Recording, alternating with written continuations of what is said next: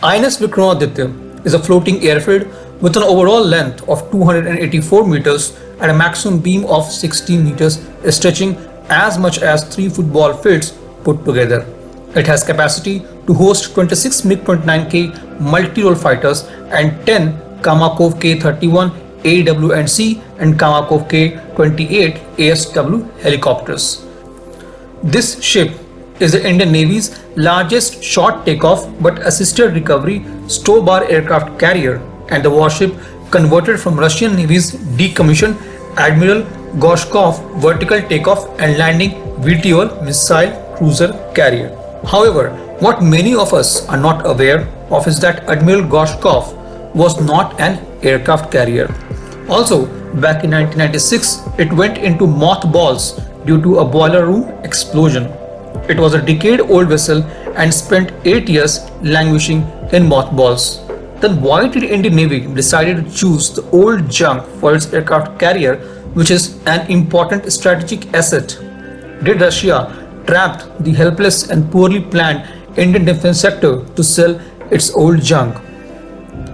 The story of INS Vikramaditya begins from early 2000 when Navy went for shopping its new aircraft carrier. The Indian Navy's only aircraft carrier INS Viraat was set to retire in 2007, which helped India assert influence over Indian Ocean and not to mention their status symbols. Navy was in need to replace Virat as soon as possible. At that time, the options before India were limited. US, France and Italy were the only countries which were building aircraft carrier, but they were too costly for Indian Checkbook, which left India with no other option but to look for Russian junk. India struck an initial deal of $974 million to transform the Russian vessel Admiral Gorshkov into an aircraft carrier. It was a Soviet-era vessel commissioned in 1988 as Baku. It was a Kiev-class cruiser vessel capable of carrying 12 Yab-38 aircrafts and 16 helicopters. After the dissolution of USSR in 1991, the Baku was inherited by Russia, renamed as Admiral Gorshkov. However, the Russian economy, which was facing tough time, could not properly maintain the vessel, leading to a boiler explosion in 1996, and then the vessel was decommissioned and lying thereafter as a giant metallic junk. Meanwhile, Indian Navy saw a good opportunity to transform the old junk into a strategic asset and struck a deal with Russia for $974 million. Russia was to transform the helicopter carrier into an aircraft carrier. The vessel's partial flight deck had to be converted into an aircraft carrier with a launch ramp and a flight deck just over 900 feet long so that it can support 24 MiG-29K fighters and up to 10 Kamov helicopters. Apart from this, there were many changes and modifications done, such as new radars, new boilers for propulsion, new arrestor wires for catching landing aircraft, and new deck elevators. All 27,000 rooms and compartments were refurbished and new wiring were to be laid throughout the ship.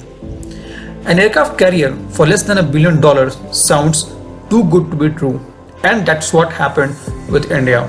In 2007, a year before delivery of Vikramaditya, a new drama unfolded. Russia's Sevmash shipyard, which was refurbishing the vessel, could not meet the deadline, and even worse, it charged $2.9 billion in total to complete the job, which is more than twice the original cost. On top of that, the cost of sea trials ballooned from original $27 million to $550 million. Interesting part was that Sevmash was specialized in only submarine constructions with no prior experience in an aircraft carrier. The ship had been originally built by Nikolayev Shipyards, which is now part of Ukraine. By 2009, the project was deadlocked. The then Russian President Dmitri Medvedev made a high-profile visit to the Sevmash shipyard, where the work on Vikramaditya was close to 50% complete. Indian government agreed to pay $2.3 billion for the complete refurbishment, which was less than the original demand, but still Indian ended up paying more than double the original deal price. It was like buying Maruti Suzuki Swift at a price of Volkswagen GTI. After the revised deal, the Sevmash magically started working so hard that they completed the other half of the upgrades in just 3 years. Vikramaditya finally entered sea trials in August 2012 and commissioned into Indian Navy in November 2013. In April 2010, a scandal over the project emerged when it was announced that a senior Indian Navy officer had probably been blackmailed in order to influence the negotiations over the cost of Admiral Gorshkov to India. A senior figure of Indian Navy supervising the refit of the carrier working as the principal director of the project was discharged from service due to this incident.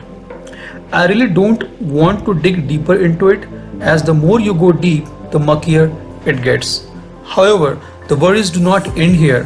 Vikramaditya has a huge list of challenges in its maintenance too. There were 10 Indian vendors, 200 other vendors from Russia, Croatia, Denmark, Germany, Italy, Japan, Finland, France, Norway, Poland, Sweden and UK were involved in the supply of its spare, which is a big logistical challenge. Vikramaditya lacks active air defenses. The ship has chaff and flare system to lure away anti-ship missiles, but she does not have any close-in weapon systems like American flanks. The Navy had to transfer an Israeli Viraat missile system from a Godavari class ship to the aircraft carrier. In fact, it did not have a close-in weapon system to shoot down aerial threat in close range, which was again refitted with 4 AK-630 close-in weapon system during the ongoing refit from Godavari class ship. In summary, Russia charged India for refitting a junk for which it did not have expertise and did its R&D at the cost of Indian exchequer. What do you think about this deal? Was it a hunk or a junk sold by Russia to India? Please let us know your opinion in the comment section. This was today's update. Please let us know what is your views about these in comment section. Feel free to post your comments and suggestions about any topic related to defense sector on which you want to hear from us. With this, I would like to say goodbye and Jai Hind friends. Please like and subscribe our video if you have not done already. We will be soon back with more interesting and amazing development happening in defense sector.